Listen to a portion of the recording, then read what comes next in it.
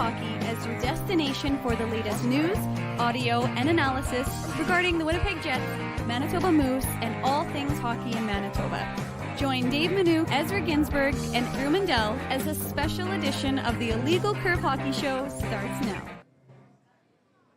Good evening, Winnipeg. Good evening, Manitoba. For all those joining us live in the second floor of Cityplace in downtown Winnipeg, and all those joining us live on all of our social media platforms, we say good evening, universe, and welcome to the Illegal Curve pre-game show, getting you set for Game 2 between the Winnipeg Jets and the Colorado Avalanche. I think people's heart rates have finally dropped down after what was the wild and wacky and absolute craziness of Game 1, the 7-6 contest on Sunday evening. The Jets now leading the series 1-0. I am your host, Drew Mandel, here with my colleague Ezra Ginsburg, getting you set for the Jets and the Avs puck drop in 2 hours' time in downtown Winnipeg as the Jets look to take a stranglehold 2-0 lead in the first round playoff matchup against the Colorado Avalanche. Ezzy, we have to deal with the giant elephant in the room, which is, of course, just how damn good you look right now, I gotta say. Look at this guy. Suit, tie, crisp white shirt, pants without any visible stains on them. There are a few stains, actually. I noticed that I tried to get one of the stains out before I came down to Cityplace. But first of all, great intro. Thank you. And great to be back here at Cityplace in the food court. But yes, I didn't attend a wedding earlier today. I was going to say I probably haven't. Yeah, no funeral, no bar mitzvah. It is happy Passover, so we got to say happy Passover to all those who celebrate. But yeah, I was going to say I haven't looked this good since your wedding, which was what, 12 years ago. So congratulations on your 12th wedding anniversary. I have how many more? 6 to go. There you go. Naomi and I are at 6 years, so you've doubled us already. But yeah, I'm going to be attending the game in the press box. Dave M isn't going to be attending, so yeah, I'm ready to go. And as you said, it's been less than 48 hours since Game 1, and I think people are finally off of that high, because that has to be one of the most exhilarating games in not just Jets 2.0 history, but Jets 1.0 or 2.0 history. I mean, you had 13 goals, lead changes, just an absolutely raucous home crowd. So I think Jets fans are finally ready for Game 2, and hopefully the Jets are going to be able to go up 2-0 in the series. Well, you know what? I saw this online, courtesy of our friend Greg Wyshynski, who, of course, is with ESPN now. That game, the Game 1 between the Jets and the Colorado Avalanche, I want to make sure I quote this correctly. I'm fairly certain that was the most watched game, NHL game, ever on ESPN2. Wow. That's how insignificant that game was. Here it is. Avalanche Jets is ESPN2's most watched first round NHL playoff game ever, and third most viewed Game 1 of a first round NHL playoff series on cable ever, because of just, I'm sure what happened there with the fast and furious way the goals were coming, the nature of the game. Casual viewers were drawn into that chaos. I mean, I don't know if you've seen Pat McAfee, the Pat McAfee show, which is on ESPN's networks, and of course also a digital show on his YouTube channel. I've seen him on WWE events as well. There you go. He's also the color commentator on Monday Night Raw. All he's talking about the last 2 days is how wild the crowd was in Winnipeg at the arena on Sunday evening. He just is going, he can't stop talking about it. He talked about it with on a show yesterday, talked about it with Steve Levy's, talked about it with PK Subban today on his show, and he was wearing today, he was sporting a Jets jersey. I'm sure that the good folks at the Jets, at the Jets shop and the Jets store and the PR team here for the Jets sent him out a jersey, customized Pat McAfee jersey. So, the Game 1 against the Avs, the crowd, the whiteout is garnering national attention. So that is sort of the excitement and the lead-in and the build-up to the game tonight, where the Jets look to take that 2-0 lead. Absolutely, and going back to what you said about the highest ever round 1 game on ESPN, that's super significant, not just because it's the Jets, but just because it's a Canadian team, right? Like, you expect the higher ratings between two American teams, or maybe the Toronto Maple Leafs or the Montreal Canadiens, but Right. little old Winnipeg, not even an original six team, and the ratings were through the roof. And I think you're right, Drew. I think, there were a lot of people that tuned into that game based on the 6 goals in the first period. We talked about it, the lead changes, but more importantly, the crowd. You touched on it, right? And that's a testament to all the Jets fans here watching in, at Canada Life Centre or watching at home or just taking in the whiteout street parties. We've got 2 outside, obviously, True North Square, and then there's the one on Donald between Portage and St. Mary. Like, that's a testament to the Jets fans. We've always known that Jets fans are crazy and passionate and everything like that. So I think, to be mentioned by Pat McAfee and the fact that he's now looks like has become a Jets fan, that to me, that's just, that's everybody. That's obviously, the players on the ice and the team, but more so how we've known this, since before the Jets came back in 2011, that we have the best fans in the world. So, it's awesome for the Jets to get some of that national and international attention. Yeah, exactly right. So that's great on the Jets fans. There's a big Jets contingent of fans here in Cityplace right now, milling about in the food court, second floor. So we're up here. All the restaurants on the main floor are also open. So if you're looking for a place to get you get some bite to eat, get something before the game starts, we do recommend you come here, come to Cityplace, settle in, listen to Ezzy and I, get you set for Game 2 between the Jets and the Colorado Avalanche. And we have to start, Ezzy, with the giant question mark that is goaltending, especially for the Colorado Avalanche. We expect Connor Hellebuyck to be better. Connor Hellebuyck, it would be almost unheard of to see him give up yet another 6 goals or something along those lines in today's game. The question, though, from the Colorado Avalanche perspective, and something the Jets look to take advantage of, is what of Alexander Georgiev? They don't have an option right now, because Justus Annunen, who has been their backup goalie for a lot of this year, continues to be ill, is suffering from some sort of illness, and as a result isn't really an option for them if Georgiev struggles again. But given Georgiev's performance in Game 1, and the lack of confidence that he has to be playing with, this seems like a target-rich environment for the Jets to try to take advantage of as Game 2 gets underway in about 90 minutes' time or so. Yeah, absolutely. And, when you look at Georgiev's play, that's been the focus a lot. And I realize that when you allow a touchdown against the opposing team, that's going to be the focus. But it's not all on Alexander Georgiev. Don't get me wrong. He had to make a couple of saves, especially in the third period, to keep that a closer game. But Arvid Holm is not an option in Game 1. Right. We know that. After 3 or 4 goals were let in, maybe if, you have the option to go to Justus Annunen, then, that you do that. But I think they would have pulled him before the 7th goal if Annunen was an option, or even earlier, right? Or even earlier, right? Even to Should've settle been a it short down rope when it was 5-3, something like that, right? But Arvid Holm has not played any games. I can't remember. He's never played in an NHL game. Yeah, I was going to say I don't think he played. Of course, for those who don't know, he's a Jets draft pick. Right. Right, but. So that's why they've gone with, I'm struggling to remember his name. Prosvetov. Ivan Prosvetov is the backup. I was trying to remember his name. I think he played 10 games this year, something like that for the Avalanche. He's got a little bit of NHL experience, maybe 25 games, something like that. But the reality was a Coyotes draft pick, played some games with the Coyotes before. His NHL numbers are sub 900 save percentage. They're sub 900, but his numbers in the AHL this year were actually pretty good. Yes. Right? I think it was like a 920 save percentage. Yeah. So we're just saying, Prosvetov, the Jets aren't afraid of him. That's not what we're saying. It's not like, Vladislav Tretiak is going to come in net for the Colorado Avalanche, or, it's going to be like Ilya Sorokin or something like that. He's not a proven NHL goaltender, but I think he's more of an option than Arvid Holm. Going back to what you said before, putting in a guy who has no NHL experience in this type of Game 1 atmosphere, I just think, it just wasn't an option. Right.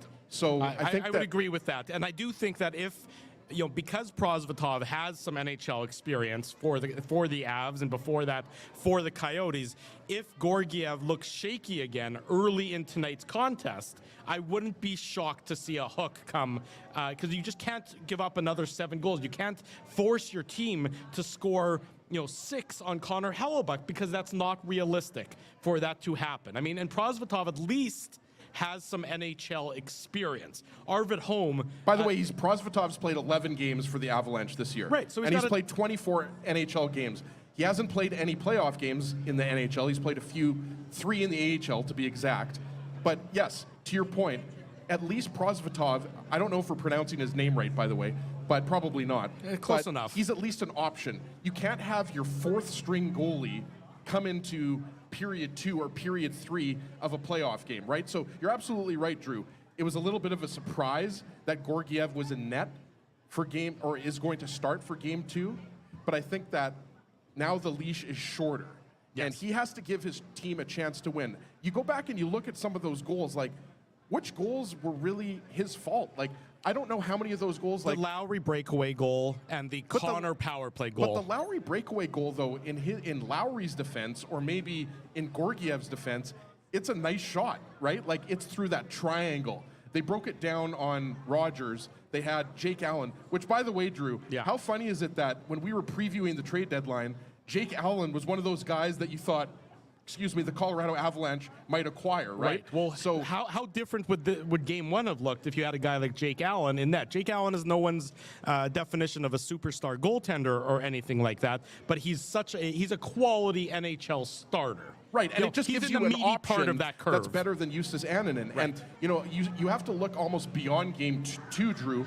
If the Avalanche do go down 2-0 and Justus Annunen is okay and he's back from his illness, you have to think that he's going to start Game 3. Or at the very least, again, you're going to have a situation where Georgiev is going to have a short leash, and if he lets in a couple of goals in the first period, Annunen is an option. Annunen's numbers, we should mention, when it comes to goals saved above expected, save percentage, everything like that, were better than Georgiev's this year. Right. So yes, you're absolutely right. Georgiev has to be better, and there's been a lot of discussion about Connor Hellebuck as well, but I look at those goals, and I know a lot of people said that the Nathan McKinnon goal, I think that was the 3rd goal that made it 3-2, if I'm not mistaken. Yeah, a lot of people thought Hellebuck should have stopped that. Well, it's easy for off DeMello's stick. Exactly, it deflected off of DeMello's stick, and it's easy for your average Jets fan to say that goalie should stop the shot from one of the best players in the world, right? So obviously Valery Nichushkin's goal, he wasn't stopping that. No. Miles Wood's goal, he wasn't stopping that. The goal that was scored in the 3rd period, the 6th goal, to make it a 1-goal game, that was the definition of a ping pong bounce. Yeah. So again, maybe one of the 6 goals on Hellebuck was quote unquote weak, but again, it goes back to, and we'll get into it here as we go on in the pregame show and when we're joined by Mike McIntyre, but both teams have to be better defensively. Right. Both teams turn the puck over.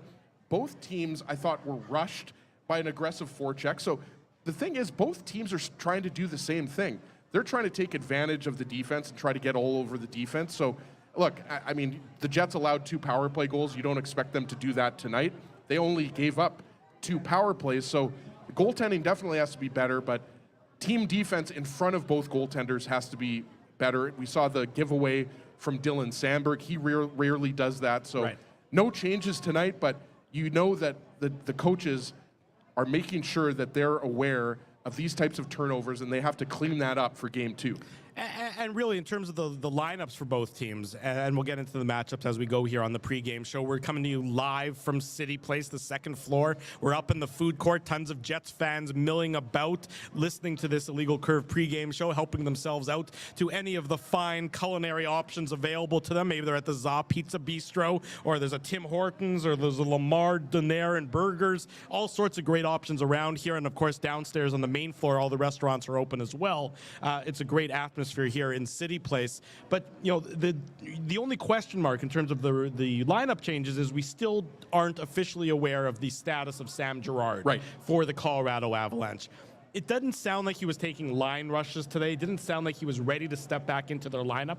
Clearly, he's getting close, but he's not quite there yet for the Colorado Avalanche. And I do think that his addition to the lineup, I thought actually, Caleb Jones and Eric Johnson were tolerably okay as a 3rd pairing for the Avalanche on Sunday evening. I would agree with that, yeah. Josh Manson had a really poor game for the Avs from my perspective. And that's really, I think, an area, the last 2 times the Jets and the Avs have faced each other, going back to that regular season game in Denver that sort of clinched home ice for the Winnipeg Jets. The first of the Jets' 7 goals against the Avs, when you've had 2 in a row like that, it's hard to believe. But Manson was bad in that game as well. And he's just, the Avs need to focus on their... they need to do a better job tying up Jets players as when they get into the soft ice. The Jets have to do a lot better on their defensive side of things too, and we'll get to that as well. But from the Avs perspective, I think there's a lot there that they need to tighten up on, because the Jets can rely on Connor Hellebuck to maybe bail them out, whereas clearly the Avs can't do the same with their goaltending. You're right, Drew, and think about this. If you want to include and go back to the regular season, in 4 games, the Colorado Avalanche have allowed 24 goals to the Winnipeg Jets, 6 right? goals against is not a good goals against average. No, it's not a good goals against average, and you should win most games when you score 6 goals, right? So you're absolutely right. I thought Josh Manson was a little bit shaky, and you remember 2 years ago, Josh Manson was one of the key acquisitions that propelled the Avalanche to winning the Stanley Cup, right? Another one of those guys was Arturi Lehkonen, right? You would throw him in there. And well, obviously Lehkonen didn't have a great game either. I'm trying to remember which goal it was. I think it was the Kyle Connor goal, not the power play goal, but Connor's second goal, that both Manson and Lehkonen just sort of, they were next to him, but they just didn't tie up his stick. I mean, Lehkonen, another guy who is known for sort of being defensively responsible and defensively sound, who just didn't do what's necessary, didn't take care of their assignments in the course of that game on Sunday evening. Yeah, sure. I mean, Lehkonen had a goal, but you're right. I don't think he was one of the more noticeable players. I think Valeri Nichushkin certainly was. Nichushkin looks a lot stylistically like McKinnon sometimes. Big body, powerful skater, and obviously Nichushkin's a guy that's played on that top line with McKinnon and Rantanen before, but we know that Casey Middlestat is now centering Lehkonen and Valeri Nichushkin, right? So I think, one of the things that we need to bring up, I know we were focusing on the Avalanche defense. I didn't think Cale Makar and Devon Taves particularly had a great game defensively either. Right. Offensively, yeah, when the Avalanche were down 3 goals in the third period, Makar, it seemed like, was out there basically not just every second shift, like basically one out of every 1.5 shifts. Also, because, there's 2 of those goals are power play goals as well. Yes. So you can't take away that should be a reminder for the Jets that you have to stay out of the box against this Colorado Avalanche power play. Because they're just that dangerous. You can't give that kind of talent an extra skater on the ice and hope that it doesn't bite you. Because odds are if you take 4 penalties a game against the Avs, they're going to score at least 1 goal in those 4. That's how good their power play generally has been this year. I would agree with that. And what I wanted to point out from the Jets side is you got to see more from the Monahan to Foley Ehlers line, right? To Foley, no points. Ehlers, no points. I'm not saying that those guys weren't good in game 1. But I think you can't rely on your 3rd and 4th lines to score a couple goals every game. Like, look we haven't even gotten into Adam Lowry, and I'm sure when Mike McIntyre joins us after the break, 10 minutes or so, we're going to talk about Adam Lowry, because that was arguably his best game of his career. But you can't expect 2 goals from Adam Lowry every night, and that's why I think, not that there's more pressure, but I think to Foley, Ehlers, Monahan, you're expecting a little bit more. The game looked a little too fast for Tyler Toffoli from my perspective. Speed is not his strong suit. And that game certainly was a speed game on Sunday evening. Now, I don't expect it to be as fast, because I think both teams are going to have more attention to the details and prevent it from getting into a bit of a track meet.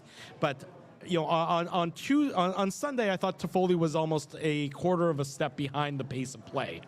Yeah, fair enough, and it clearly showed in the zone time and possession, right? Like, what was it, 6.5 minutes? Rick Bowness, the Jets obviously follow this more than we do in terms of it's usually about 4 minutes of defensive zone time. Right, so the stat you're talking about is that 5-on-5, the Avs had the puck in the Jets zone for about 6.5 minutes, somewhere pretty close to that number, whereas during the regular season, when the Jets were at their best, the Jets were closer to about 4 minutes of zone time again. So an extra 2.5 minutes for the Avs being in the Jets zone. No wonder that translates into a number of goals. It doesn't seem like a lot. Like, you think of 2 minutes in a 60-minute game and it doesn't seem like a lot, but really you're talking about 4 shifts, 5 shifts, 6 extra shifts where the opposing team spends that time in your defensive zone. And we know that the Jets are a team that usually spends the majority of their time in the other team's offensive zone, right?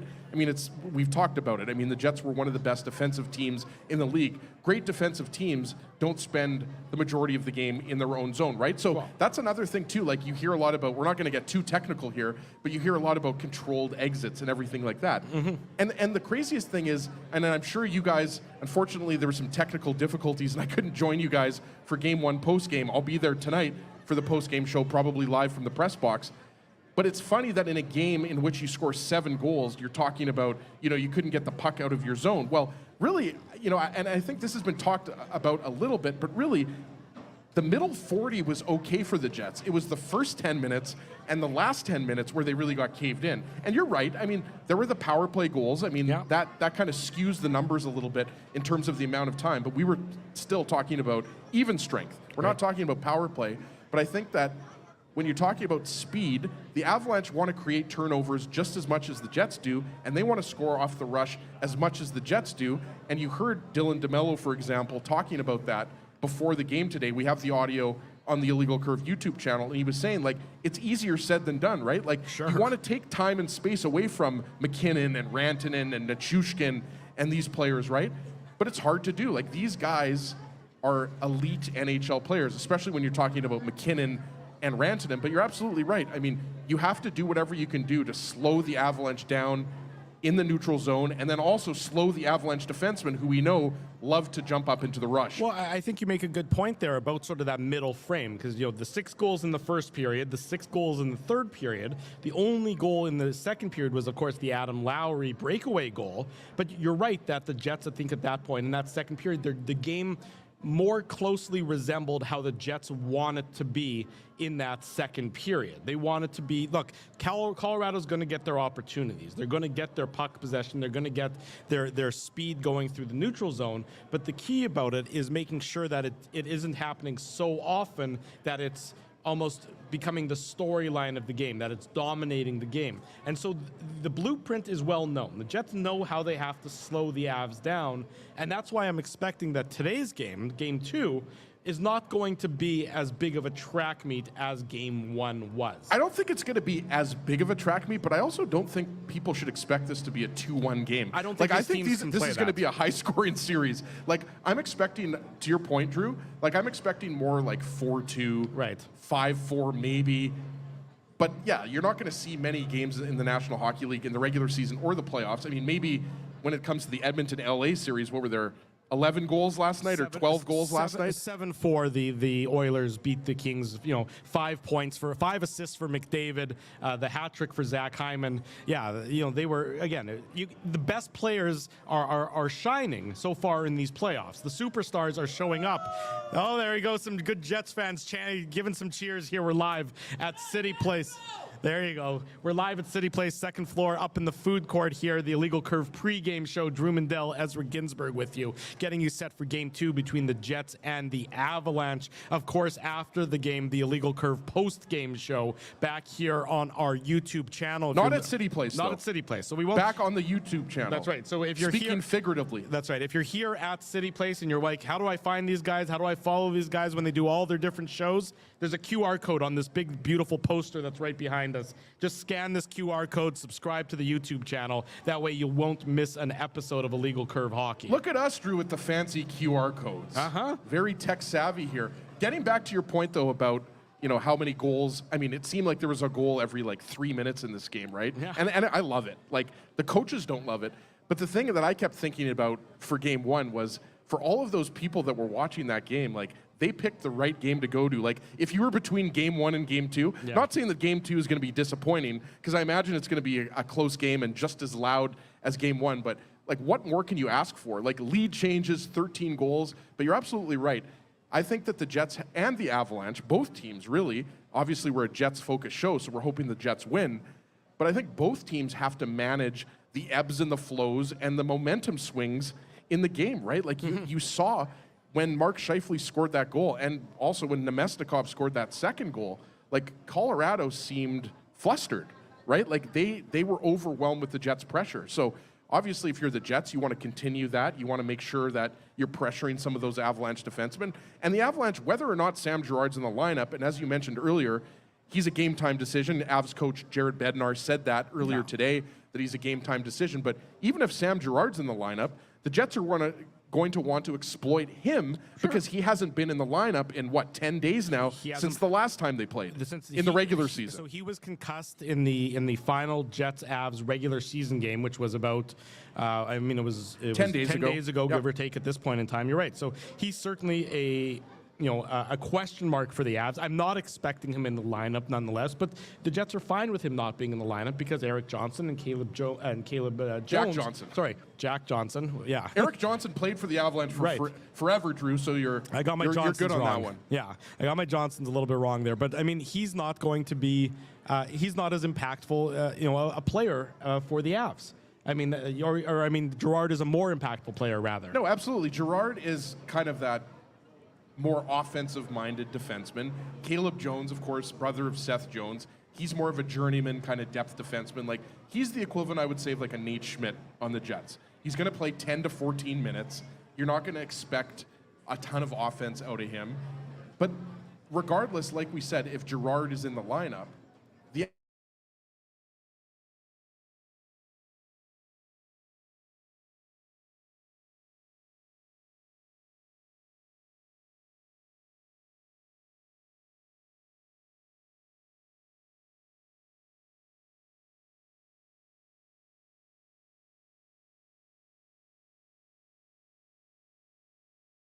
game, whether that's going to be a one-goal game, we're going to have to wait to find out. But I think, like, when you're seeing Josh Manson pressured and you're seeing Cale Makar and Devon Taves having trouble with the Jets hunting the puck, and there's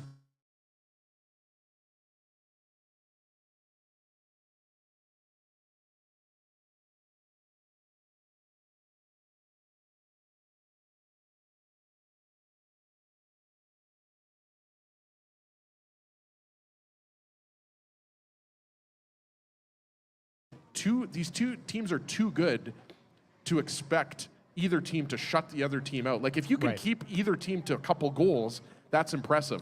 Connor Hellebuyck might only let in 3 goals or less most of the time, but this is the Colorado Avalanche. This is a different team, the best offensive team in the league.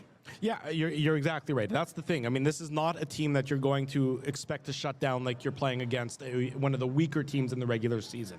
You have to mitigate what Colorado gets, but to expect them to be, to expect them to not be on the scoreboard or not get their opportunities is probably not realistic. It's just the talent at some point in time will shine through. Having said that, though, the Jets shut out the Avalanche 10 days ago, but, right? I mean, they have done it, but you can't expect that type of look. The Avalanche clearly were probably already thinking about the playoffs. Like, there was something off about the Avalanche. Obviously, Georgiev was horrible, and maybe it was just that the Jets played a perfect game, Drew. Just wanted to mention that. Yeah. They have shut the Avalanche out, so it's possible to do it. But I just think with the amount of firepower that the Avalanche have, it's just not realistic to expect to shut them out in this series. Maybe they do it once, but most likely that's going to mean that Connor Hellebuyck makes probably another 40-plus saves. Well, it's about when they get their opportunities, because they're going to get them, so I agree with you on that. But when they get their opportunities, it's about, managing those opportunities. Make sure that they are B-plus quality opportunities, not A quality opportunities, not A-plus quality opportunities. And then if the opportunities are B-plus for the Avs, then you rely on Connor Hellebuyck. Then you expect our world-class goaltender, our future Vezina Trophy winning goaltender, is going to make saves on B-plus opportunities. Expecting him to make saves on A-plus opportunities all throughout the game is not fair to him and not necessarily and not really realistic for what you can ask of him, I would say. You want to avoid the goals that are scored off of turnovers, right? The Miles Wood goal, the second goal. That's right. You can't have giveaways of that nature in this game again. Right. And look, it's easy for us to say this after watching the highlights and watching these goals over and over again, but that's just uncharacteristic of the Jets. They just usually don't make those types of plays. Have they made those plays earlier in the regular season? Of course they did. All teams make those types of turnovers, but the difference is you know the Avalanche are going to come out desperately. We know that they came out with the 1-goal lead, and they were the better of the team. What did they have? 10 of the first 11 shots? 11-1. They're going to do the same thing, yeah. and you have to expect the Jets to have a better start. I don't necessarily think we're going to see a repeat of the first 5 to 7 minutes like we did in Game 1. But the point is, and it goes to what you were saying, is the Jets want to make the Avalanche earn all of their goals. And a few of the goals weren't earned. They want to stay out of the penalty box. Obviously, you can't expect to take 0 penalties, but you don't expect the Avalanche to go 100% on the power play again. So there was a lot, I guess what I'm saying, a lot about Game 1 that was very atypical of, I think, what you're going to see in the rest of the series. I do think it's going to be a high-scoring series, but I just don't think you're going to see that many goals. You're not going to see that many power play goals every game.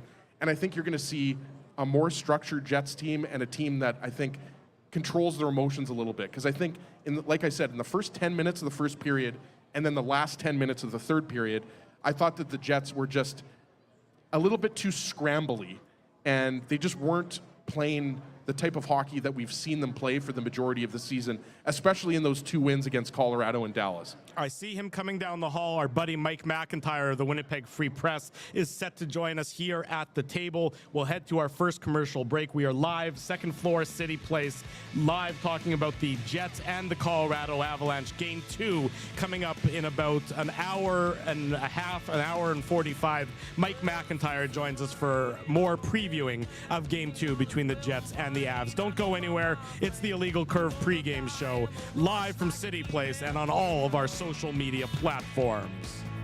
You guys ever wish for a game changer in life? Like finding out your favorite snack has 0 calories? Or discovering the mute button on Ezzy?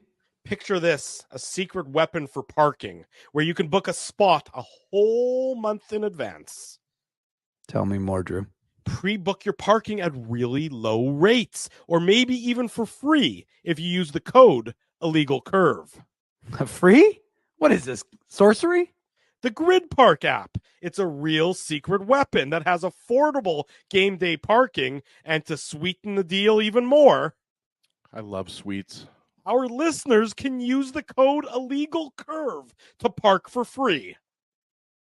Holy Zamboni! Tell me about it. Just download Grid Park, GRYD Park, and use the code Illegal Curve, all one word, to park for free. Whoa, Ezzy, everything okay? You look stressed. Of course I'm stressed. We're moving, the house is upside down, the kids failed miserably at packing the fine china, and my life is in chaos. Chaos! Yes, that does sound like a problem. What am I going to do? Ezzy, relax. Rolly's Transfer Moving and Storage is the answer. With 60 years of experience in moving Manitobans and a track record of exemplary customer service, one call to Rolly's and your stress is gone. No job is too big or too small. Just visit Rollies.com and they will take it from there. Thanks, Dave, and thank you, Rollies Transfer Moving and Storage, online at Rollies.com.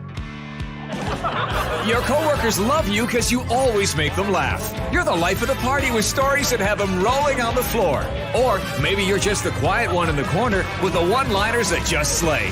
Do you have what it takes to become Winnipeg's funniest person with a day job? Try your luck. Hit the stage at Rumors Comedy Club, and you could be walking away with $1,000 cash. Winnipeg's funniest person with a day job. Presented by Rumors. For all the details, head to rumorscomedyclub.com. The game can change just like that. Accidents happen when you aren't protected. So now what? Getting to your injury quickly can make all the difference. Help prevent them from being game changers with Linden Market Dental Center. Bonding, crowns, bridges, and dental implants. State-of-the-art treatments are available to help you get back in the game. To learn more, visit LindenMarketDentalCenter.com. Creating smiles for life. It's all over, folks, and the run has come to an end. You've been so far away. A Canadian team hasn't won the Cup in over 30 years. And the Cup will stay south of the border. Maybe it's time we try something different. This playoff season, let's cheer with the fans we've always cheered against. Team up for the Cup at Boston Pizza. For 3 generations and over 80 years, Tough Duck has been making apparel that works and plays as hard as the people who wear it. From jackets to work boots and everything in between, Tough Duck's clothing can handle the harshest environments, even the illegal curve hockey show. Work to live, live to play. Visit toughduck.com.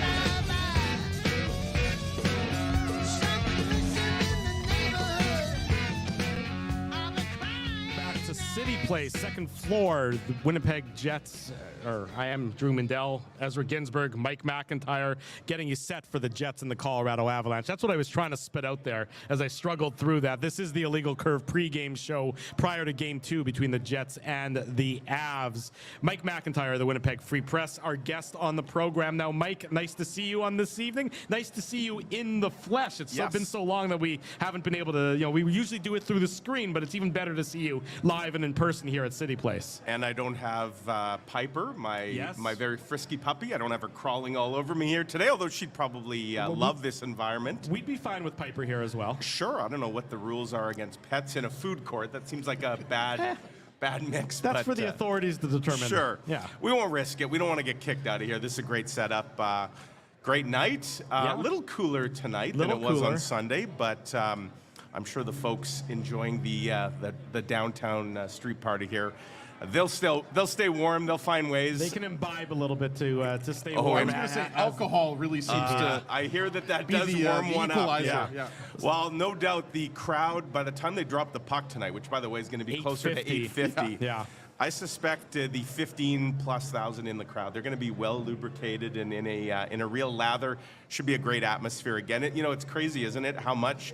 Like, we all know what the whiteout is, any of us who've been in Winnipeg. It just seems more than ever now. Maybe it's really coming to the attention of others. You got people like Pat McAfee, who was wearing a Jets jersey on his show today.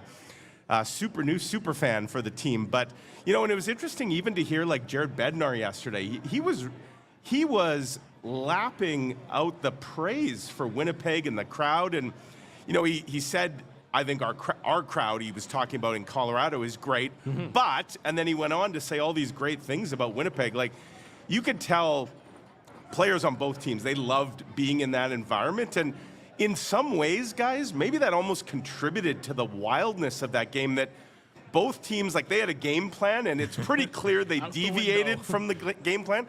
And you wonder if they just kind of got caught up in the adrenaline and the fun of it all. Well, Mike, it's funny because we were talking about this on the pregame show prior to Game 1, that the energy, and this was just my opinion, of course, there's no way to quantify this, the energy around this team with the fan base seemed different than last year's start of the playoffs. Last year it was, okay, you made it in. It was more anxiety than it. That's exactly what I was going to say, Mike. Like, it was way... Jets fans were anxious because, as you know, last year they just were hanging on for dear edged life. into a wild card spot, as opposed to this year winning the last 8 games and then claiming second and home ice. So it's very different. Definitely not apples and apples. Yeah, and that's exactly it. You can feel the belief, I think, in the city, and you felt that before Game 1, and you felt it in the building on Sunday evening, and you can sort of feel it again here. The energy that is palpable as we're live at Cityplace on the second floor here in the food court doing the Illegal Curve pregame show. But all around there's this buzz in the air and this belief in the team. And a 7-6 game in Game 1 is certainly not how anybody drew it up. But at the same time, there's absolutely nobody who's asking for their money back given the entertainment value of that Game 1. And it's not cheap, of course, to go to a playoff game. But I dare say everybody in that building, no matter what they dished out for tickets, probably felt like they got their money's worth. I mean, it was just one highlight after another. It was almost dizzying that first period for sure. And, I've watched a bit of every playoff series now. I'm sure you guys have as well. And it just feels like the pace that we saw in Game 1, it felt like they were playing a bit of a different sport than everybody else. And I'll even go so far as to say even what we've seen in the West compared to the East, the differences are stark. Like Dallas did their best to kind of give us a little bit of a Jets-Avs. They had 5 goals in the first period last night. Yeah. And it just seems like the pace, the intensity, and of course, I'm sure as each series goes along, that's going to pick up. But the Jets series, like, it didn't start down here. It started way up here, and that's where you wonder, where do they go? I'm sure the coaches would like to bring it down a few notches today. That's what I was going to ask you. Yeah. Can they lower it? I mean, because you're right. The coaches definitely want more structure. Coaches you're always asking want. if the Jets can score less goals? Is that Well, what I think the coaches would be much more, much happier with the structure of the game in a 4-3 contest than an 8-6 contest or something like that. So can they, or is the moment just sort of taking game plans and almost discarding them just because of that buzz and that energy? And because truthfully, I mean, if you injected players with truth serum, they much prefer to play open style of games where it's rear pond hockey, because that's how the game is supposed to be played. You can't play like that 82 games a year. No, you cannot. But in the playoffs, I mean, it's a different animal, and if both teams are playing that way, it's hard to rein that in. For sure. I think for the Jets, certainly they'll take 7 goals again tonight. One thing I think they'd like to get more of, or 2 things actually, they'd like to get more zone time and certainly more shots. They only had 23 shots. They gave up 46. And, Connor Hellebuck, he had that great quote about that was the sweatiest game he's ever played. And the reason he said that is because I think Rick Bowness alluded to like 6.5 minutes of zone time. For those who don't know what that means, that's a lot. That's what we talked about in the opening segment. Yeah, that is that's a 5-on-5. That's 6.5 minutes, where the Jets are usually closer to the 4.5 minutes during the regular season. So, they spent too much time in there. And we knew going into this series, or we suspected the Jets had a sizable goaltending advantage. I think that played out, even though the final score was only 1 goal differential. Certainly, you look at the shots, the quality of chances. Winnipeg had the much better goaltending performance. I do think both teams, they're now a little more settled into this series. I think they see what run and gun looks like. I think they're going to try and be on their best defensive behavior. I don't know, given the talent on both these teams. And, you look from the blue line out, you've got Cale Makar, you've got Josh Morrissey. Those guys at times, they act like a fourth forward out there. So there will be times, I suspect, even tonight, maybe to the coach's chagrin, it's going to look again like a track meet. I don't know if it's going to go back and forth quite the way it did the other night. I do expect we're going to see another exciting hockey game, though. Mike, Drew mentioned we were talking about the amount of time that the Jets spent in their own zone. And I've got it up here because I'm going to butcher his name and forget about him. Obviously, Arvid Holm is not going to be backing up Alexander Gorgiev. No, they've sent him home. I love it. Yes. Ivan Prosvetov, that definitely deserves a round of applause. But, I mean, the question I wanted to ask you is not just, how short Alexander Gorgiev's leash is, but how much of an advantage is it for the Jets? And how much of a disadvantage is it for Jared Bednar? Because I'm sure you were thinking this yesterday. Basically, 2 days ago on Sunday, basically, Bednar couldn't turn to Arvid Holm. You just can't do that game 1 on the road with the rabid Jets fans. Now, at least you have a guy in Prosvetov who's played 11 games in the NHL, but it still seems like, to me, this is just a huge advantage for the Jets. Gorgiev just seems like his confidence is the lowest it's been since he's been in the NHL. Yeah, I mean, it's almost inexcusable if you're the Avalanche that you boxed yourselves into the situation they did the other day. I get that maybe they didn't anticipate, and I'm going to butcher his name as well. We'll call him Eustace. Yeah. I like to call him Justice. Yeah. But Eustace Annanen. Applicable for your old for sure. Prime time. Eustace is blind. Well, and Eustace was not served the other day because he was sidelined. So, he's sick. And obviously what they had done is they call up a third goaltender in Arvid Holm, who really, he's not the third goaltender in the pecking order. He's the Colin Delia. He's the Delia, right. And so their team is in the AHL playoffs. I get that they didn't want to take the starter away from their AHL team, so they essentially take the backup, like the Jets have done with Delia. The problem is the Jets are going into tonight's game with Colin Delia as the third guy, but with a healthy Hellebuck and Brossoit. Right. The Avalanche the other night did not go in with their number 1 and number 2 guys both ready to go. They knew their number 1 guy was already pretty shaky. The Jets just lit him up and chased him from a game a week earlier. And so they didn't have a plan B. And when things went off the rails, 3 goals on 8 shots in that first period. To me, if they had had any faith in the backup, that's when you would have seen the change. And, of course, it's hard to say what could have, should have, might have happened. I just wondered, did they lose a game that was very winnable? If they had had a capable backup, maybe Prosvetov, maybe he comes in and stops the bleeding.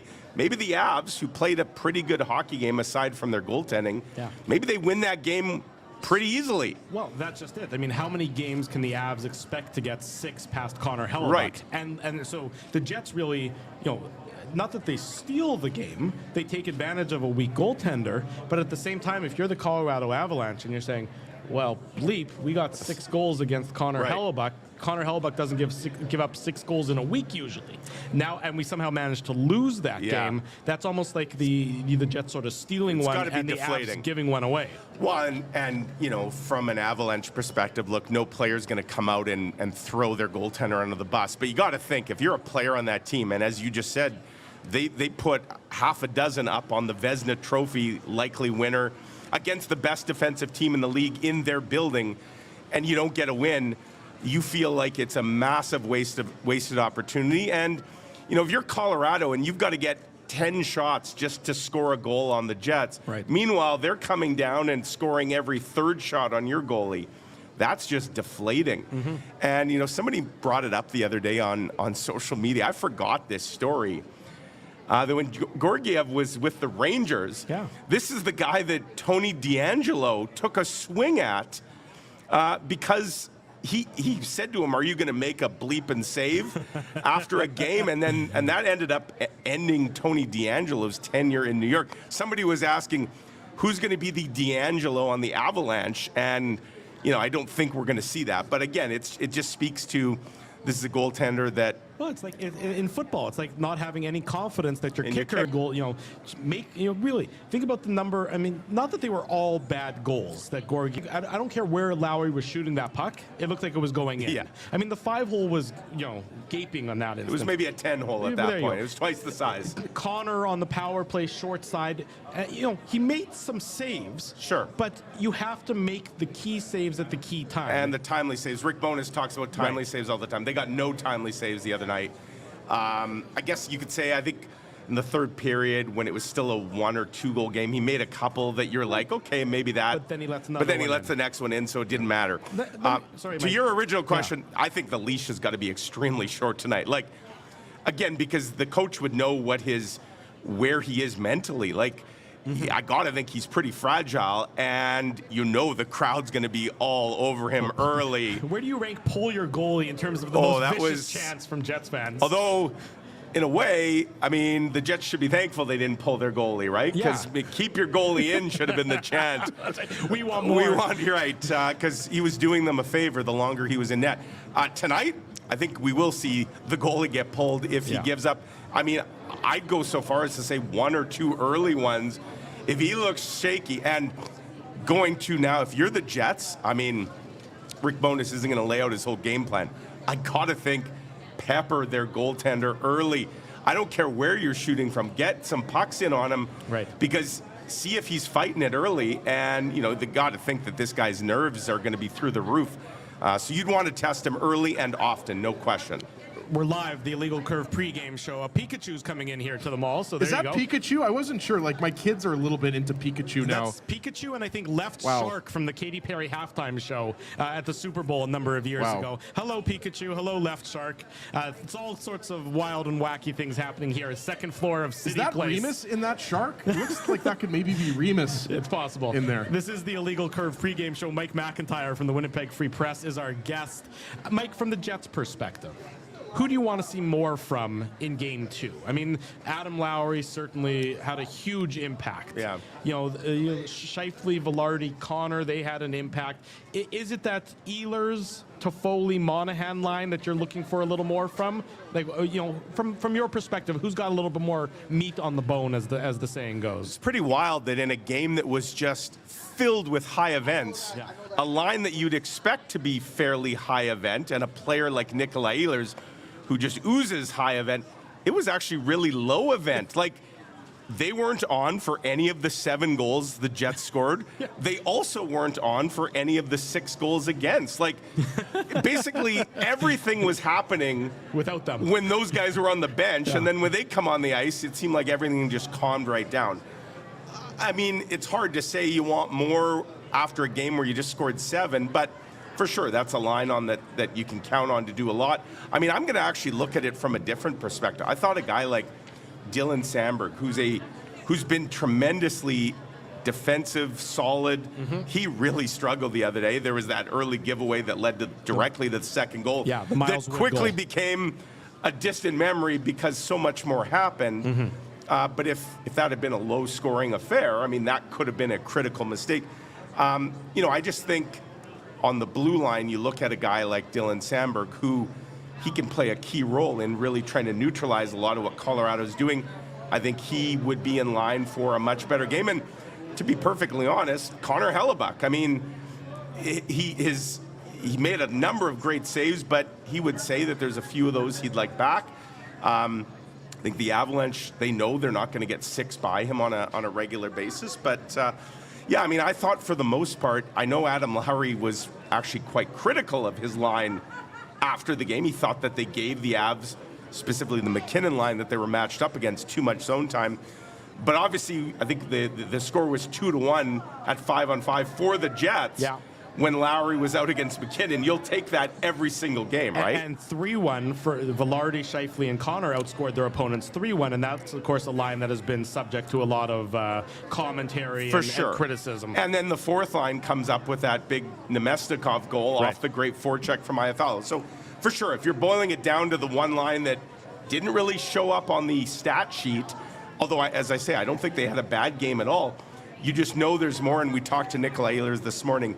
He sounds like a guy who knows that there's more to give, and he's ready to give it. Ehlers also, Mike, seems like a guy that doesn't like to be kept off the score sheet in a 7-goal, like a 7-6 game. He wants his cookies. Yeah, like Ehlers is a guy who's used to like almost every night being on the scoreboard. And you mentioned Adam Lowry there in your response, and we have to talk about him because the 2 goals, I mean, I think Elliot Friedman is done posting pics of the puck crossing the line, but obviously Adam Lowry, he knew that goal was in the whole time. But, I mean, that was arguably his best game ever, just like period, forget regular season or playoffs. Like, and a lot of the talk heading into the game, and you mentioned the Lowry versus the McKinnon line matchup, but it's almost like Colorado has to almost think more about how are they going to stop Lowry as opposed to the Jets, and how is the Lowry line going to stop the McKinnon, Rantanen, Parise line, right? Safe to say that Adam Lowry's second goal, that's going to go on his all-time highlight reel. Well, it starts with him spiking Mikko Rantanen. Right, I mean, he like a football. Absolutely, and then basically dunked on Nathan McKinnon. Yeah. And Alexander Georgiev, like right in their crease, right in their kitchen. It was, it was a combination of just raw power and some significant skill, which I don't think Adam Lowry gets nearly the credit for because that's not his game, but the guy does have some pretty sweet hands. We saw that on display. That goal defied logic. I think it defied physics. I've never seen a puck go left post, right post, left post again and out, it was but like only after it went Happy in. Gilmore's putt. Totally. To win the, I'm forgetting what the tournament was called. Drew, do you remember what that tournament was? I don't Anyways, remember the when name Happy of the goes to his happy place, and it goes off of 10 different things and goes in the hole. It was a mind bender, that's for sure, and it was a huge goal, and it got the building absolutely up in arms. And you can add it to the legend of Adam Lowry, who has been a great captain. He's been a great member of the community. He does all the right things on the ice, off the ice. And that was another example. And we shouldn't be that surprised, guys. For all the talk of last year's kind of flame out in the playoffs, it wasn't Adam Lowry's fault. He led the Jets. He had 4 goals in the 5 games last year. Yeah. He almost single-handedly was trying to keep that team in that. Most of the other guys had checked out.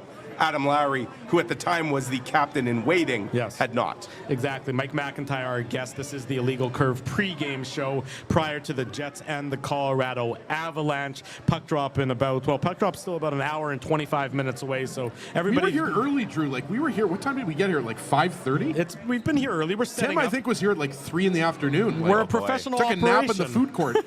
We're a professional operation. You can have lunch and dinner in the food court. Exactly. We might have to sleep here if our if there's overtime, you might be having breakfast here. here too. The post-game show, of course, will follow that. The Illegal Curve post-game show after. Who needs sleep? Sleep is for the weak, Mike. Illegal Curve after dark. There you go. That's when it gets really dangerous spicy. at that point in time. You mentioned Dylan Sandberg. You know Logan Stanley. No lineup changes for the Winnipeg Jets. Do you think that Rick Bowness was considering anything, or is he at this point happy to stay status quo with wins in the bank, and it's only maybe after a loss, notwithstanding injuries, that you might see Nate Schmidt come back in for Logan Stanley? Not to say that Stanley was a glaring weakness or anything, but that sort of mindset from the Jets head coach. Yeah, and it'll be interesting when they go on the road where the Jets don't have last change and they can't control the same way, for example, who a Logan Stanley is out there against. No doubt Jared Bednar will try to get some favorable matchups. Nate Schmidt would be the obvious guy. I know a lot of people would like me to say Cole Perfetti to come in. Playing defense, that would be enough. Yeah, I mean, I think that's David Gustafson's spot until Morgan Barron is probably ready. Yeah. And, a big reason for that is I think Cole Perfetti, he's more top six insurance, whereas David Gustafson is the bottom. There's a very specific role that line and that spot is intended to do, and I think David Gustafson, in Rick Bowness's mind anyways, fills out that job a little better. Got about 6.5 minutes Gustafson did in game one? I think Nate Schmidt is the next guy up, and probably he would go in with Sandberg, and those guys have played a ton together. But we'll see how tonight looks. I think, again, they have last change. Rick Bowness feels comfortable that he can at least shelter his players, in the case of Stanley, maybe a little more than he would be on the road. We'll see how it goes. Obviously, the Jets would love to put another win together, and then we probably just keep talking about the same lineup here because, coaches traditionally don't like to change a winning lineup, right? If it ain't broke, unless you're the Boston Bruins, then you switch your starting goaltender after a win because I guess that's the way you do it. Yeah, it must be nice to have Swayman and Ullmark.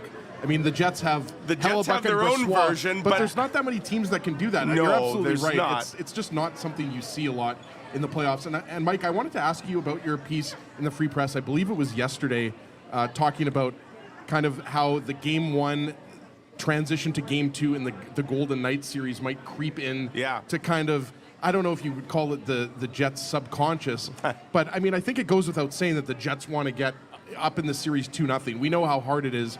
We were talking about that before you popped on, how hard it is to win 4 of the last 5 games. But, I mean, I guess the question I have for you, how important is it not just to go up 2-0 and make sure that, you're putting all of the pressure and you're really in the driver's seat, but to make sure that you're playing a similar type of way and you're not letting the Colorado Avalanche really take the momentum back in the series? Well, and it's interesting. I did ask Rick Bowness yesterday about, a year ago when the Jets were also up 1-0, and we know how that turned out. They lost the next 4. And it wasn't long before Rick Bowness was disappointed and disgusted, right, in how that played out. And Rick Bowness, his answer was an interesting one. He said, look, this is night and day, not golden night and day. But a year ago, the Jets went into Vegas and played pretty much the perfect Game 1.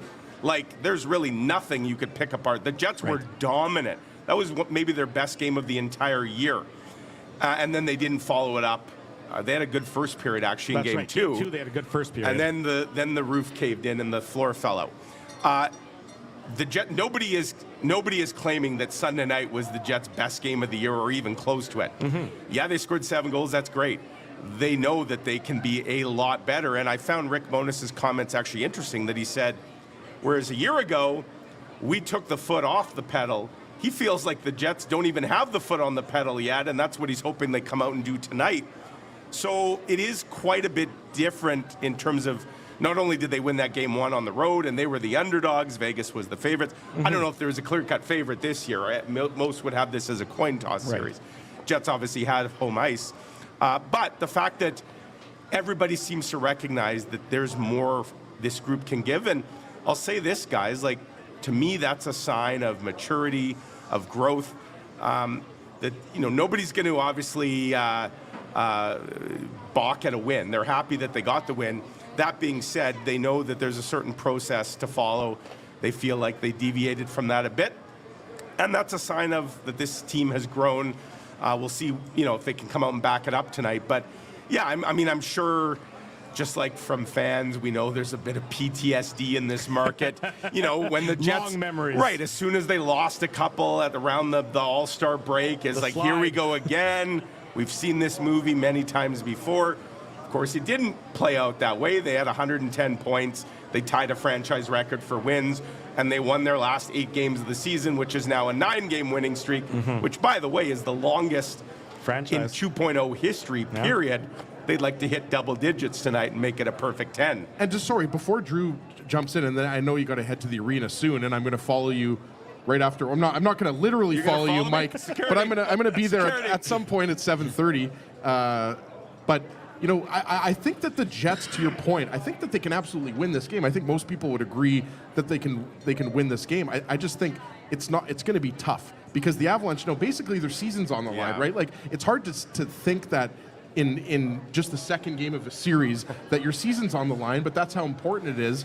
But I look at the Jets and I'm like, they're going to have to clean the things up in their defensive zone. And the thing that probably concerned me the most, and Drew was right, there was a power play in the third period, but the thing that concerns me the most is how easy the Avalanche set up in the Jet zone and were like the puck was in the Jet zone, it seemed like, for the last 10 minutes of that third period. So I agree with you. I think they realize what's at stake here. And the Avalanche, both of these teams were one and done last year, right? Right. And that's why I absolutely expect this to be, if it's not a 1-goal game, I expect it to be a 2-goal game. It's just, these teams are way too good, and they know, they're as you said, they're both, even though the Jets might have been a little bit less mature last year, these teams are both, they've come too far to realize, not to realize what's at stake. Yeah, and I know there's that old saying, right? You're never in trouble until you lose at home. I don't buy, because I think ask any team that starts on the road and loses the first 2. Yeah. They may project positivity. I think inside they're sweating. You'd much rather be the team that has to win 2 of the next 6 for than 4 sure. of the next, or 2 of the next 5 than 4 out of 5, yeah. right? And so trouble, maybe that's too big of a word, but for sure, if you fall into a 2-0 hole, especially against a really good hockey team, you've got major work to do. So yeah, this is a huge game. It's not a swing game or anything like that, but it is a significant game. And there's some really interesting storylines in place because of how the Jets won Game 1, and the fact that if you didn't know the score, if you just digested the post-game audio, you'd be forgiven for actually thinking they lost the game with some of the comments, right? Because and again, that goes back to me a sign of growth, that they know what they need to do to be successful. In a way, they probably feel like they got away with one the other night, right? But they know that's not going to happen again, and so they got to be a lot better. It just sets up for a tantalizing rematch tonight. Someone was just taking a picture, and that's for sure of Mike, because it's not Drew or I. It's that person was definitely taking a picture of Mike. Nobody wants pictures of us. Mike McIntyre of the Winnipeg Free Press. Thank you very much for joining us on the Illegal Curve Pregame show. Can read all about the game tomorrow in the broadsheet available. Yes, but Mike and I were talking about this. No overtime. Well, Mike has a deadline. No you overtime can read tonight. all about it if the game ends in regulation. Otherwise, you're going to have to go to our website because. What time's deadline? Well, we're pushing deadline tonight to 11:45. Jay Bell is sweating right now. He's sweating. He's sweating as much as Connor Hellebuck was the other night. So we're already holding it back, and that's if it ends in regulation. So knock on wood, and I'm nervous, guys. There has not been a single overtime game through the first 3 nights in 10 games. We are overdue in a big way. But I have to ask you, if the game ends at 11:44 and 35 seconds, I will get the story in. Do you get to scream out every newspaperman's dream and say stop the press? presses? Absolutely. As you can see, I am getting more and more gray hairs as we go along here. If tonight goes to overtime, you're going to see this whole thing may be gray by the time you see me next. Well, Mike, now that Drew and I have kids, we're also it's like you get a new gray hair like every single day. In fact, yes, you do. Mike McIntyre, All right. thanks so much for guys. joining us. This is the Illegal Curve pregame show. You can read all about the game tomorrow, either in the Free Press hard copy or online at winnipegfreepress.com. When we come back, more on the Jets and the Colorado Avalanche. It's a party here. Cityplace, second floor. People wearing Jets jerseys, people wearing costumes left, right, and center. Stay with us. Don't go anywhere. It's the Illegal Curve pregame show. Keeping Winnipeg laughing for over 30 years. Rumors, Canada's longest-running comedy club, bringing you the biggest laughs from the best comedians on the planet. Jerry Seinfeld, Chris Rock, Jon Stewart, Dennis Miller, Brad Garrett, the greats, and all the up-and-comers too. When was the last time you laughed out loud? Make it a great night out with friends, or book your office or birthday party. Even a fundraising event at Rumors. Get all the details and dates on upcoming shows at rumorscomedyclub.com. Whoa, Ezzy, everything okay? You look stressed. Of course I'm stressed. We're moving, the house is upside down, the kids failed miserably at packing the fine china, and my life is in chaos. Chaos! Yes, that does sound like a problem. What am I going to do? Ezzy, relax. Rolly's Transfer Moving and Storage is the answer. With 60 years of experience in moving Manitobans and a track record of exemplary customer service, one call to Rolly's and your stress is gone. No job is too big or too small. Just visit Rollies.com and they will take it from there. Thanks, Dave, and thank you, Rolly's Transfer Moving and Storage, online at Rollies.com. Hey, Drew. Ezzy, whoa, what a smile! Yeah, I got my crowns done at Linden Market Dental Center, and they whiten my teeth. I see. They're so bright that every time I smile, they go... We have hockey tonight. Do you have a mouth guard to protect those pearly whites? I sure do. Whoa, they even ting through the mouth guard. Linden Market Dental Center covers all your dental needs from restorative to cosmetic dentistry and will fit you with a sports guard for that active lifestyle. 877 Waverly. See lindenmarketdental.com. It's all over, folks, and the run has come to an end. You're so far away. A Canadian team hasn't won the Cup in over 30 years. And the Cup will stay south of the border. Maybe it's time we try something different. This playoff season, let's cheer with the fans we've always cheered against. Team up for the Cup at Boston Pizza. We did it again! You're on fire, man. There's power in a handshake after a great game or great deal. It shows professionalism and respect. Two qualities Zappia Group Realty take pride in. You don't build a business where 95% of your clients are referred by others without honesty, integrity, and total dedication to client satisfaction. To sell your home for more in less time, shake hands with Frank and Mauro Zappia of Zappia Group Realty. Get started at zappiagroup.com.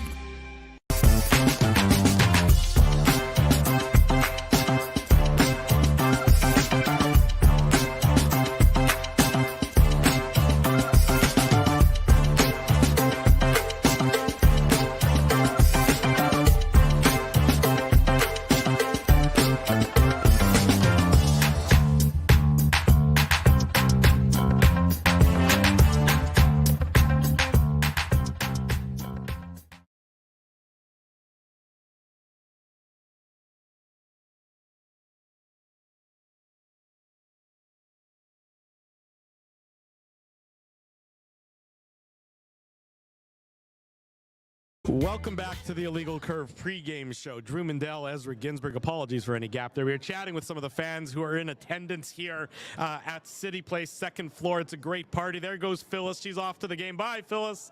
Enjoy the contest. She's a regular, of course, here on the Illegal Curve post-game show. It's too much and now the waving, pregame Drew. Like, show. all we've been doing, Tim, is like, we're just like constantly waving, but it's so awesome to see people, right? Like, where else do we get to see this many people? We've never done this before. This, like, I feel like I could touch Canada Life Center right now. We're so close. We are very close. That's why this is the place to be, the second floor of Cityplace. You come, you get a bite to eat, you get a drink, you get ready for the game between the Jets and the Avalanche. Of course, all the restaurants on the main floor are also open. We're at 333 St. Mary Avenue for the Illegal Curve pregame show.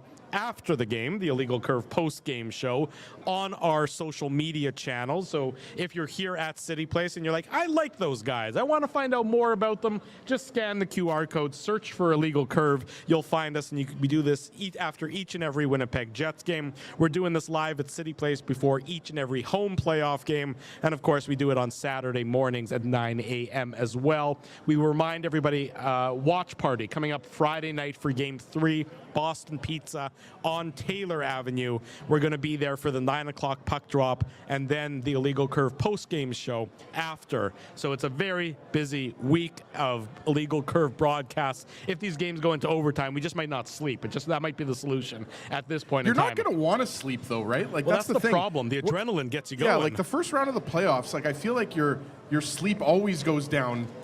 Well, like at least a couple hours. Like if you're used to sleeping 8 hours, you're only going to sleep like 6 hours during the first round. Because Mike made a point. There's our good friend, comedian Benji Rothman joining us. He's walking through the mall as well here. He'll be at Rumors Comedy Club. That was a beautiful white thong that Benji was wearing.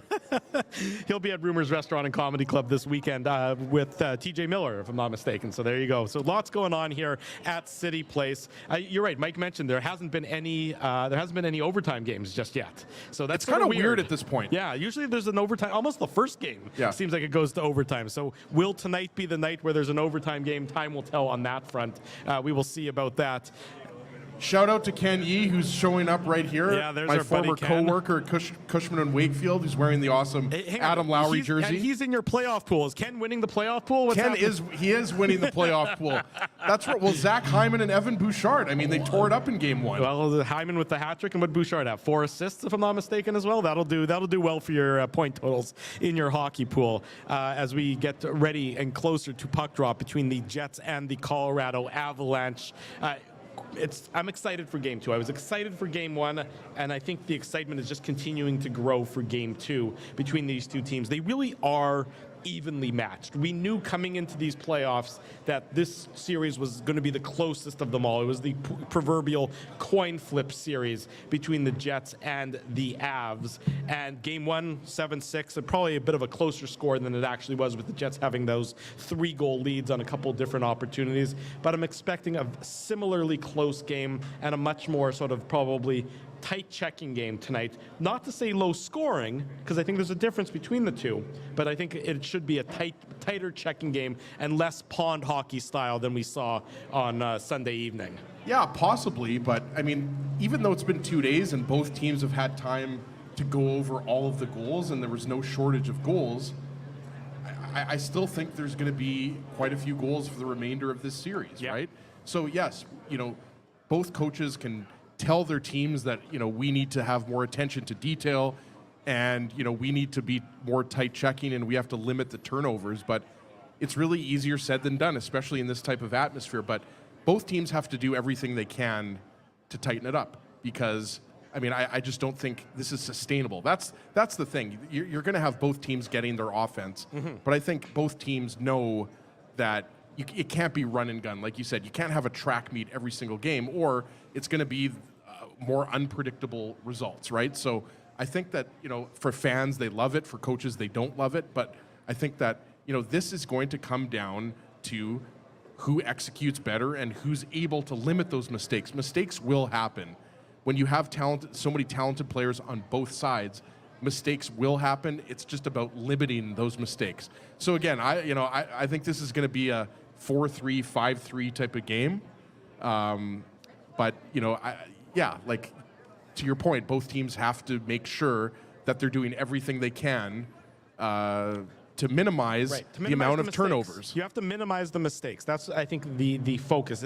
It's minimize the opportunities that you give to the other team, because the Jets are going to get their opportunities, and the Avs are going to get their opportunities just by virtue of the amount of talent that is on the ice. It's hard to shut down that amount of talent on a regular basis. It's not realistic to expect, the 7-0 game that the Jets put forth in Denver 10 days ago. That's not going to happen again tonight. I'd be shocked if that was to happen tonight. So it's about making sure that when Colorado gets their chances, it's not as a result of your poor decisions and your errors. It's more of a result of their skill on display, and at the same time, what I mentioned in that opening segment of the show, Ezzy, where saying, make those chances be B-plus chances. Don't make those chances be A chances. Because B-plus chances, you expect Connor Hellebuck, by and large, is going to make those saves. Right. And, just transitioning here, I think going back to what we were talking about with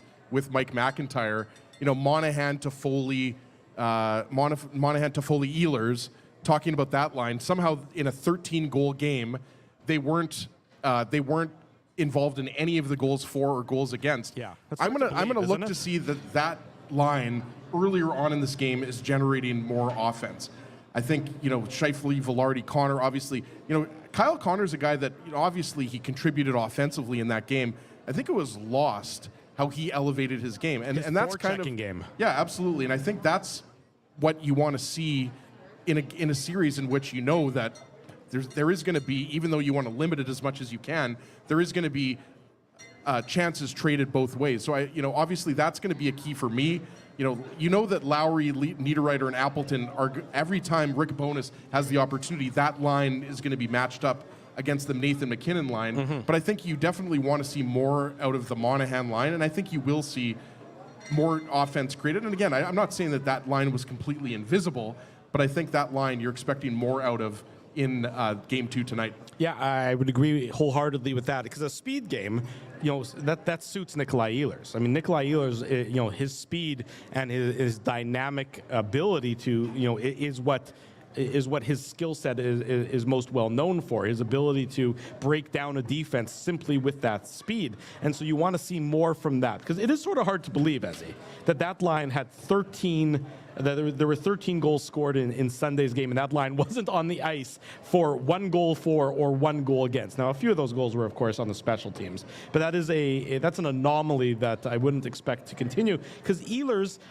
especially if you can get Ehlers out against some of those, the bottom pair for the Avs, for example, that's an opportunity that the Jets should be relishing, because those guys, with all due respect to them, and we still don't know if Sam Girard is going to be in the Avs lineup tonight, but let's assume for argument's sake that he's not going to be, because I would sort of be surprised if he was. Jack Johnson, Caleb Jones, Nikolai Ehlers against those guys, that's an advantage for the Winnipeg Jets, and that's something you want to exploit when you have that home ice advantage and you have that last change like the Jets do tonight. Yeah, absolutely. And another thing too, like we talked about this a little bit with the amount of turnovers and everything like that. I think Josh Morrissey and Dylan DeMello, I think, that line, we talked about it a little bit with controlled zone exits. I think you want to see a little bit more of them pushing the pace of play. But there's absolutely no doubt that Nikolai Ehlers, this is a perfect type of series. Mm-hmm. Look, the Colorado Avalanche did not play well defensively and haven't played well defensively in the majority of games against the Jets this year. So played well even though all the month. Focus is on Alexander Georgiev, mm-hmm. I think the 5 guys that happen to be in front of him on the ice have to play better defensively as well. So I think that there's no doubt that you want to see more out of the Monahan line, and you want to see more, just a little bit more of. And I hate to use, shout out to Brent Bellamy. I hate to say that, but I think that you sorry, Ezzy. I think that you want to, that's exactly, to my point about defensively, you want to see just a little bit more patience and less, I think, scrambly play in their own zone. Quick look at the out-of-town scoreboard, because it's not the Jets aren't the only Manitoba team in playoff action tonight. The Manitoba Moose are opening their first-round playoff series in Texas against the Texas Stars. That's the Dallas AHL affiliate. I know I'm stepping on Dave M's toes a little bit, and he'll do a comprehensive Moose recap on the Illegal Curve post-game show. But the Moose have opened the scoring in Texas. They lead 1-0 on a goal by Daniel Torgerson. So the Moose off to a good start in their playoff matchup as well, leading 1-0 early on in Texas. This is the Illegal Curve pregame show. Drew Mandel, Ezra Ginsburg, we're live at Cityplace, the second floor here in the food court, getting you set for the Jets and the Colorado Avalanche as Game 2 gets underway in about an hour's time. So it's even a later start than the 8:30 on the schedule. Closer to 8:50 is by the time puck drop begins. So So hope you're all caffeinated and everything else to stay awake for the late night, and then of course the Illegal Curve post-game show after that. That's late for you. I don't know how you're going to do it, Big Daddy. You've been up early with the kids. How are you going to stay awake that late? It's the first round of the playoffs. You have to just do whatever you have to do to stay up. You got to power through. There you go, Mr. Ginsburg. Going to dig deep, just like the players on the ice for the Winnipeg Jets are going to dig deep to do similar.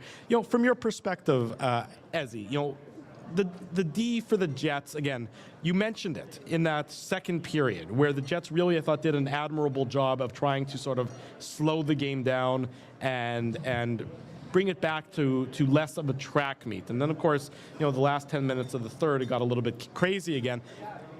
Where does that start from the Jets' defensive pairs? Where, how do they sort of channel that? And is it about the gap at the blue line? I mean, we know what the Jets' defensive structure is going to look like, where a good gap is the cliche that is used in the commentary that's used to prevent the Avs from getting the clean zone entries and the easy zone entries that they got really early on in the game in Game 1. Yeah, and I mean, part of it is that. Part of it is making sure that you're not allowing the zone entries to be that easy, and again, like in theory, is harder than in practice in terms of slowing one of the best offensive teams down, right? But I mean, it requires all 5 guys that happen to be on the ice, and in this particular case, you have 2 of the best players in the world, but you have to also, I think, just make sure that you're playing a very connected game, right? And I think the Jets have the ability to do that, and I think it's also harnessing the emotion. And that's something that I think, in the first 5 to 10 minutes and maybe a little bit there in the third period, in the second half of the third period, the Jets got away from that. But I think for the most part, I think it was Dylan DeMello that said that this morning, that you're not reinventing the wheel. You're not changing the system that you're playing and everything like that. I think you're going to do as much as you can to limit the Avalanche best players, and they have good players, not just on the top 2 lines, but I've always liked Ross Colton going back to his days with the Tampa Bay Lightning. So, I mean, these guys know what they have to do. Right. It's a matter of, going out there and doing it, and they have to make sure that, again, this sounds like a cliche, but you want to make sure that you're limiting turnovers, and that those self-inflicted wounds are limited in this game, because the Avalanche are the type of team that can make you. They'll make you pay for them. Well, you're right. If you think about the Avs goals on Sunday night, if you think about the first goal, it comes off of a bad line change where the Jets don't get the puck in deep enough, and the Avs transition up the ice and score on an absolutely beautiful shot. So that's an exceptional shot to give the Avs the early lead in Sunday's game. Then you think about the Miles Wood goal. That's a turnover. So you take the Avs 6 goals, and 6 goals is a lot to get. One of those goals, 2 of those goals come on the power play. Fine, you try and stay out of the box. I mean, one of them was that fluky one that bounced in off of 6 guys and 3 elbows and 2 helmets with 25 seconds to go. The power play goals, you try and mitigate that. But the 2 goals that come off turnovers, are fixable from the Jets. They're fixable mistakes where you don't. Dylan Samberg isn't going to give that puck away again like he did in Game 1. It's unlikely that he's going to do that again. The Jets need to know they have to get the puck in deep before they're going to start that line change. Anything that's not in deep is going to be transitioned back up the ice so quickly that you don't even have time to react before it's in the back of your net potentially. That's just how good and how quick Colorado is with their transition game. So, that's the sort of a bit of the solace that I think the Winnipeg Jets can take, that remove some of those from our game, from their game. Try to mitigate the penalties, improve the penalty kill. Don't give the puck right on the stick, next to Connor Hellebuck that Samberg did. Get the puck in deep before trying your line change. That, there's opportunities there to clean up the game from that perspective. If you're Colorado and you're looking at the goals the Jets got, those are, from high danger chances. Yes, there's opportunity to clean things up there, but it's not that the Jets were so good on the forecheck that I'm not sure that Colorado can as easily clean that up with the same defensive core they're likely going to be trotting out. Right, and I mean, just look at the shots, look at the high danger chances. I mean, obviously, the Avalanche got a lot of their high danger chances on the power play, but I mean, I think that you're right. I mean, the Jets did not play their best game and still scored 7 goals. Some of that has to do with the shaky Avalanche team defense. Some of that has to do with the shaky goaltending from Alexander Georgiev. So I'm looking for tonight the Jets getting on top of the Avalanche, having a better first 5 to 10 minutes. Sure. Better first couple of minutes. So I think that that's going to be a huge part of it. And also, you're going to have to make just smarter decisions with the puck, whether that's getting the puck in deep, whether that's just better zone exits or zone entries. Yeah. And and when you're facing to your point, when you're facing a fragile goalie in Alexander Georgiev, because that's the best word to describe him is it would be fragile at this point. What do you want to do against a fragile goaltender? You want to pepper him early and often. You want to make him prove that he can withstand the moment, because you know that the crowd in the arena is champing at the bit to get on him and to make him even more rattled. So the second he gives something up, or the second that he looks a little shaky, the doubts are going to creep in. And the doubts are going to creep into the minds of the players who are playing in front of him. Because there's no way, they'll say all the good, right things. They'll say all the proper things about how they have faith in him and he's done so much for the team all year long and blah, blah, blah. But that they're just waiting for that deflating goal to be scored against him, because he hasn't proven that he can make the saves yet. And that's where the Jets need to sort of jump on him, get in there, get into his mind even more than they already are, and then you see what he's going to do. Is he going to crack under those circumstances? And then how does that impact the rest of the game at that point? That's really why I'm looking for a stronger start in the first 10 minutes by the Winnipeg Jets. Right, and it kind of reminds you of back in 2018 in the second round with Pekka Rinne and UC Saros, right? Well, so it's no different than you've got a goaltender who's got very low confidence, and you want to make sure that you're hopefully at the very least putting a lot of rubber on him. That's something the Jets weren't doing early in the period. And look, it goes back to what we said before. The Avalanche are a great team. The Jets are a great team. So both of these teams have game plans, but it's tough to execute, right? Like this is, everybody's got a game plan until you get punched in the mouth, like Mike Tyson used to say, right? Absolutely, and this is, this could be the Stanley Cup final. Really, these two teams are that good. The Jets know that they're going to have to beat another good team in the second round and the third round and the fourth round.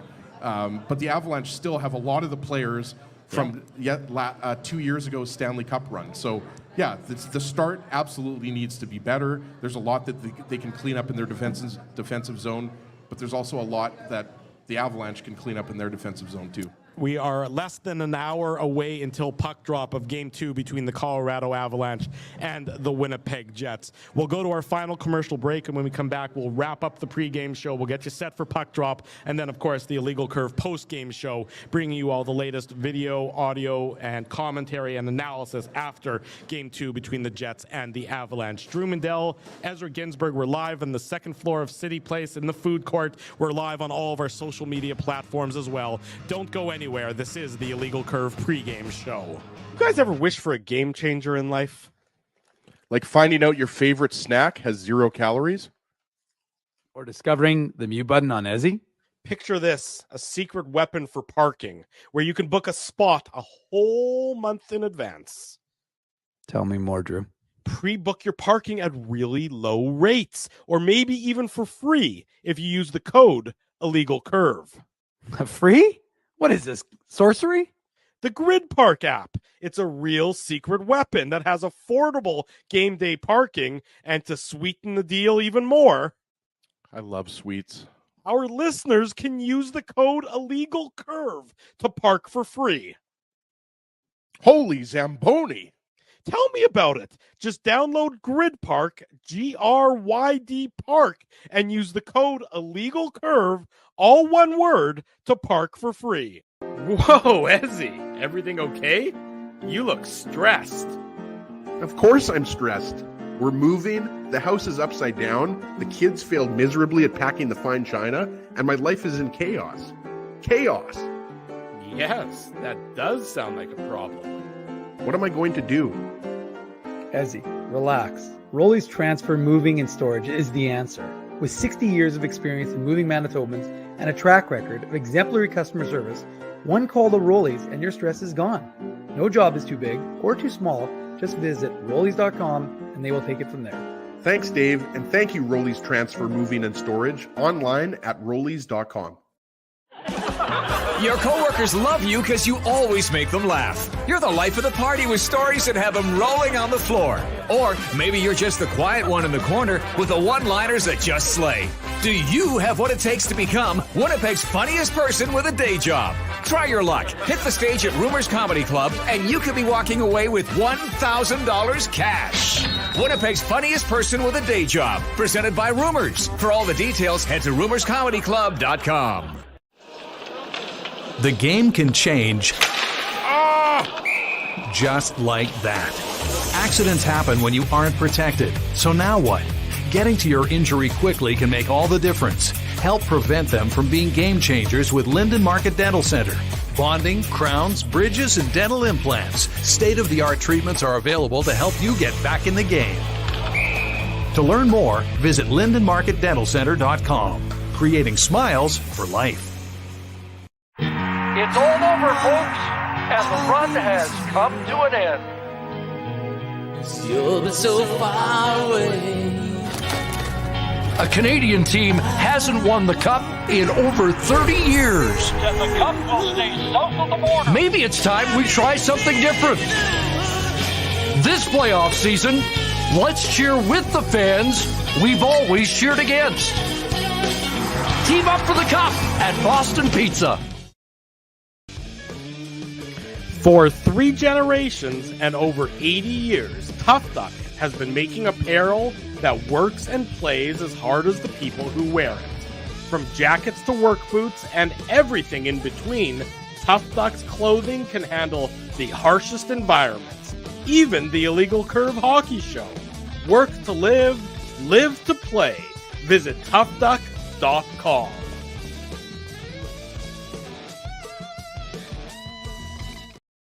Welcome back to the Illegal Curve pregame show. Drew Mandel, Ezra Ginsburg, getting you ready for puck drop, set to get underway in about 50 minutes time. So they say 8:30, but truthfully they mean 8:50. Just gets you an extra 20 minutes to get all excited and revved up for Game 2 between the Jets and the Colorado Avalanche. Following tonight's game, of course, the Illegal Curve post-game show back here on all of our social media platforms. We'll bring you the latest news and analysis, audio, everything that happened in Game 2 between the Jets and the Avs, and then Game 3 Friday night, 9 o'clock, that puck drop. Who knows if that actually means 9 o'clock or 9:20. We'll figure that out on Friday night. We're going to be live at Boston Pizza on Taylor Avenue, the Illegal Curve watch party, followed by the live on location Illegal Curve post-game show. And the next time there's a home game, we'll be back here at Cityplace on the second floor for another edition of the Illegal Curve pre-game show. Lots going on is basically what I mean with that lengthy summary there, Ezra. We've spent the last 90 minutes or so getting people set for Game 2, getting people excited for Game 2. Not that they needed that excitement level. They were already geeked up and ready to go. We've seen tons of people walking through the crowd here, tons of people dressed in their whiteout gear. Some guy dressed like a Viking, a Winnipeg Jets Viking. The Jets Viking, yeah. We saw Pikachu. We saw Left Shark. There's all sorts of people in costume. There's nothing quite like the playoffs to bring out the interesting paraphernalia and apparel that people like to wear before these playoff games. I'm sure it's going to be a raucous barn in downtown Winnipeg, as it has been throughout the pregame show here at Cityplace. You're going to head over there in a couple of minutes' time, so we'll let you get going for that. You can join the masses of people who are making their way, heading to the game, getting the Go Jets Go chants ready to go, and getting those loud and exciting as everybody is ready for something similar to what they saw on Sunday. Not necessarily the same thing they saw on Sunday, because it's hard to replicate that, but if it's 85% of that, I think people will be pretty excited. I agree with that number. Maybe even 75% of that. But no, Jets fans just want to win, right? And that's right. Obviously, the Avalanche want to have other plans. But can we talk again about how good this location is? Like, we see all of the Jets fans in their white jerseys and their white hats and their white shirts. And kudos to Cityplace for just setting us up in this fantastic location. Obviously, kudos to producer Tim for making us look good and making sure that everything's connected properly. Yeah. And thanks to Mike McIntyre. If I'm giving thanks out, I might as well give thanks out to everybody. There you thanks go. to you for hosting. But no, there's absolutely no doubt that the Jets want a better start. They want to make sure that they're taking advantage of a very fragile goalie right now. And we haven't been able to say that in years past. Like, even Laurent Brossoit, when he was on the Golden Knights last year, Laurent Brossoit is a veteran goalie who he might have a bad game here and there, but Alexander Georgiev, like, let's not forget the .696 save percentage, but also the bad games that he had against the Jets, the Stars, who am I forgetting? The Golden Knights. Like, he's had 4 or 5 really shaky starts in the last 2 or 3 weeks. So if you're the Jets, you want to definitely put a lot of rubber and hopefully get the game's first goal and even the second goal of the game. Well, you know that if there was another alternative for Jared Bednar and the Colorado Avalanche, if there was any alternative whatsoever, they would be going with that alternative right now, just because you can't have faith in him, and the Jets need to try and exploit that. The question will be, of course, can they do that? Game 2, the Avs don't want to fall back 2-0. The Jets obviously want to reaffirm that home ice advantage that they get by virtue of the last time they got 7 goals in the regular season against the Avs after they matched that on Sunday evening. We'll find out after the game if they are able to do so. Are they going to head to Denver up 2-0, or are they going to be 1 game apiece and a best of 5 moving forward? We will find out soon enough. Join myself, join Ezra, join Dave Manouk after the game, the Illegal Curve post-game show. Jets and the Avs, Game 2 coming up next. Big thanks to our friends at Cityplace for hosting us here in the food court. We'll be back here for the Game 5 pregame show. Presumably there will be one, unless there's a sweep. Time will tell on that front. But in any event, thanks everyone for joining us here. For Ezra Ginsburg, for producer Tim doing a great job, I'm your host, Drew Mandel. Thanks so much. We'll see you after the game. This has been the Illegal Curve pregame show.